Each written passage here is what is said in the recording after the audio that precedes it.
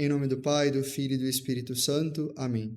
Ave Maria, cheia de graça, o Senhor é convosco. Bendita sois vós entre as mulheres, e bendito é o fruto de vosso ventre, Jesus.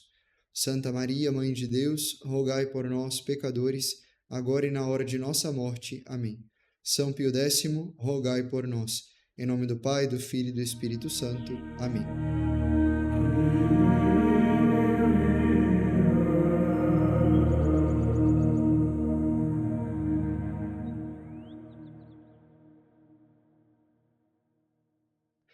Muito bem, na aula passada nós falamos sobre a definição do canto gregoriano como a oração cantada própria da Igreja, interpretada e contextualizada liturgicamente. São Pio X, no seu motu próprio Tra le solitudine, diz que o canto gregoriano é o modelo supremo da música sacra.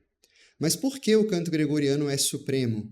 Por que os outros estilos de música sacra não se equiparam a ele? Quais são as características da música sacra que brilham com tanto esplendor no canto gregoriano? É isso que eu quero explicar para vocês nessa aula. Nesse mesmo documento, Tra le solitudine, o grande Papa São Pio X lista as qualidades gerais da música sacra. Eu cito: a música sacra deve possuir em grau eminente as qualidades próprias da liturgia, e nomeadamente a santidade e a delicadeza das formas, donde resulta espontaneamente outra característica, a universalidade. Se o canto gregoriano é o supremo modelo de música sacra, é porque ele corresponde muito bem a essas três características: a santidade, a delicadeza das formas, que a gente pode traduzir aqui como beleza, e a universalidade que resulta espontaneamente dessas duas características anteriores, como São Pio X diz. Vamos começar então falando sobre a santidade do canto gregoriano.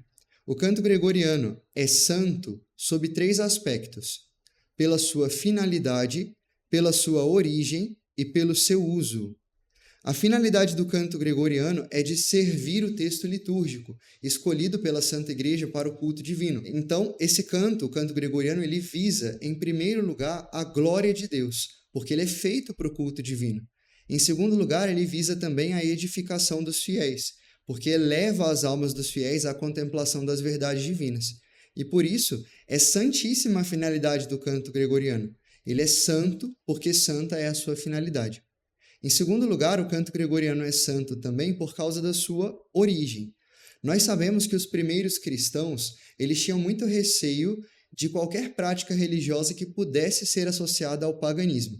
Por isso, por exemplo, o uso do incenso na liturgia é muito tardio, porque os primeiros cristãos eles tinham medo que os recém-convertidos do paganismo associassem o incenso que era oferecido aos ídolos com o incenso que era utilizado na liturgia.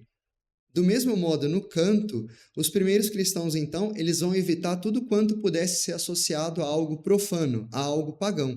E por isso, como esses primeiros cristãos eram, em sua maioria, oriundos do judaísmo, eles vão se inspirar na forma de rezar e de cantar das sinagogas. O povo judeu, ele recitava os salmos para se dirigir a Deus em oração. E então vai ser sobre os salmos e com a forma de cantar das sinagogas que a igreja vai desenvolver o seu canto litúrgico.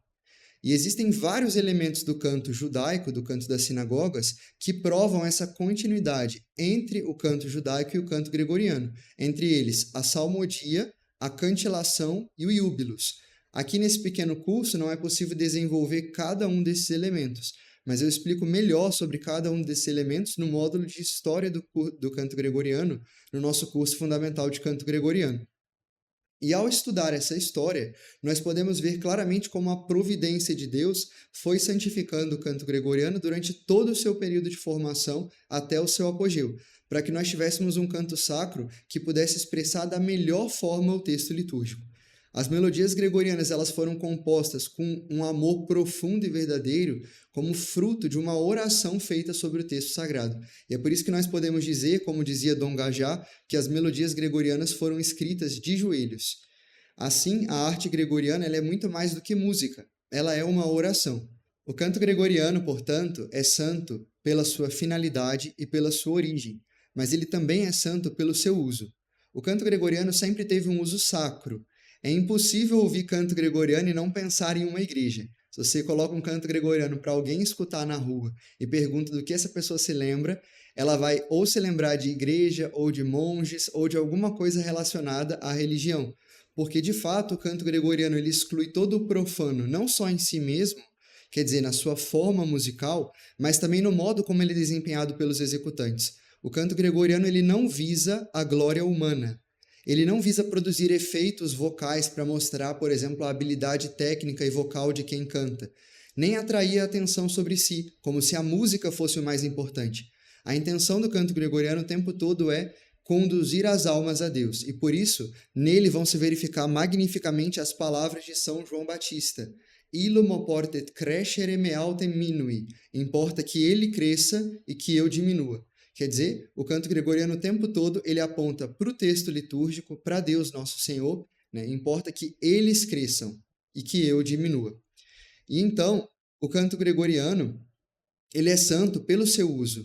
O canto gregoriano o tempo todo teve esse uso sacro desde a sua origem e ele foi sempre indissociável da liturgia. Ele foi feito para a ação litúrgica e está totalmente atrelado a ela. Portanto, a própria liturgia ao longo dos séculos foi santificando o canto gregoriano.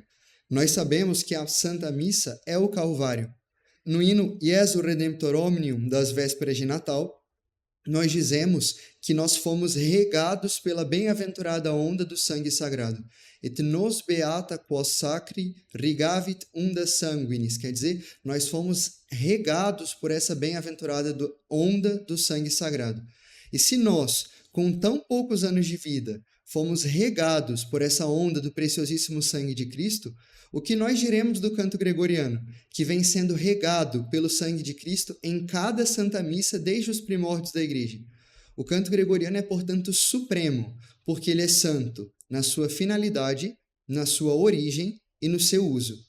Mas, além disso, São Pio X diz que a música sacra deve possuir não somente santidade, mas também delicadeza das formas, quer dizer, beleza. Numa sociedade em que a noção do belo tornou-se totalmente relativa, é necessário lembrar que a beleza é objetiva. Santo Tomás de Aquino, ele apresenta critérios muito precisos para que a gente considere uma coisa bela.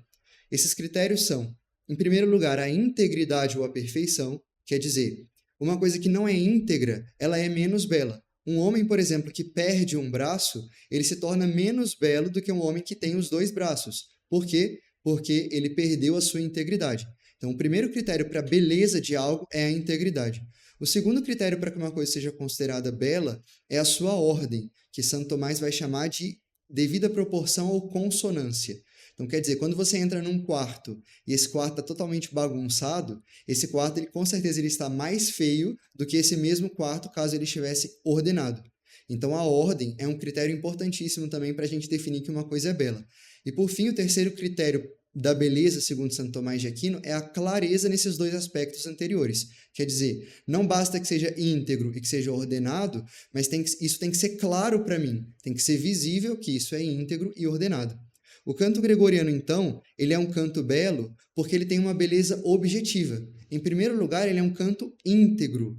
Não falta nada nele, não tem pobreza melódica, não tem tensões mal resolvidas, não tem intervalos mal escolhidos.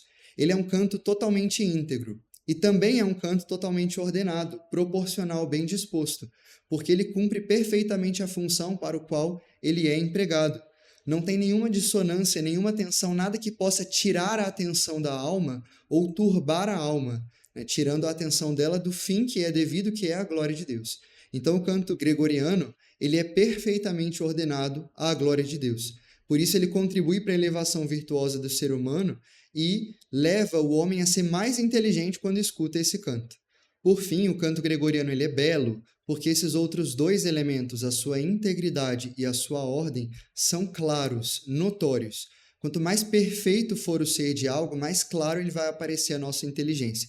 A beleza do canto gregoriano e a sua nobreza artística são, portanto, objetivas, e mesmo os inimigos da Igreja o reconhecem. O compositor judeu Jacques Halévy, por exemplo, disse que o canto gregoriano é a mais bela melodia que existe sobre a terra.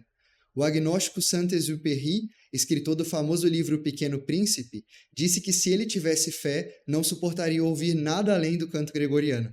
Simone Weil, que é uma filósofa e militante marxista, disse que quando se ouve uma melodia gregoriana, todas as faculdades da alma se calam para aprender esta coisa perfeitamente bela. Uma melodia gregoriana testemunha tanto quanto a morte de um mártir. Jean Brun, que é um filósofo protestante, diz que o canto gregoriano purifica o nosso tempo de tudo que o mundo lhe injeta com ruídos descontínuos. Portanto, mesmo os inimigos da igreja reconhecem essa beleza do canto gregoriano. O canto gregoriano é, portanto, santo e belo. Dessas duas características, a santidade e a beleza, resulta, como diz São Pio X, espontaneamente, uma terceira característica que faz do canto gregoriano canto supremo, que é a sua universalidade. Como a beleza é algo objetivo, aquilo que é autenticamente belo é considerado como belo em todas as gerações e em todos os lugares. Do mesmo modo, as coisas que ontem eram santas continuam sendo hoje e continuarão sendo amanhã aqui e em todos os lugares. Daí resulta espontaneamente, como diz São Pio X, a universalidade do canto gregoriano. O canto gregoriano é universal porque ele foi cantado sempre, por todos e em todas as partes, semper ubique ab omnibus. Isso não quer dizer que não houvesse variações melódicas ou rítmicas entre os diversos países da Europa ou entre as diversas épocas. Então, por exemplo, os romanos detestavam os recitativos em ré. Então, um mesmo canto que era cantado na França com uma corda de recitação sobre a nota ré, quando ele chegava em Roma, os romanos ou cantavam esse recitativo em dó ou cantavam em mi, porque eles detestavam os recitativos em ré. Do mesmo modo, se nós comparamos, por exemplo, os cantos da missa do primeiro domingo da Quaresma, que já estava aí completa desde o século V, com os cantos da missa de Santa Teresinha do Menino Jesus, por exemplo, que foi composta no século XX, nós vamos ver muitas diferenças. O que quer dizer, então, que o canto gregoriano ele é universal? São Pio X vai esclarecer que o termo universal ele significa que, apesar de cada nação ou cada época possuir algumas características específicas na maneira de cantar, estas são sempre subordinadas às características gerais do canto sacro, tais como nós recebemos desde a igreja primitiva. De modo que ninguém de uma outra nação, quando ouve esse canto, sinta uma impressão desagradável.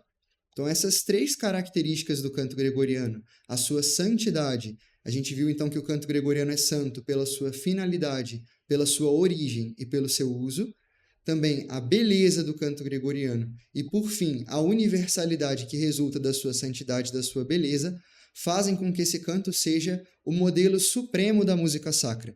E por isso São Pio X vai dizer que quanto mais uma melodia se inspira no sabor e no andamento da melodia gregoriana, mais digna ela vai ser do templo. E quanto mais ela se afasta do modelo que é o canto gregoriano, menos digna essa melodia vai ser do templo sagrado. Por isso, então, o canto gregoriano merece ser aprendido, porque ele é o modelo supremo de toda a música sacra.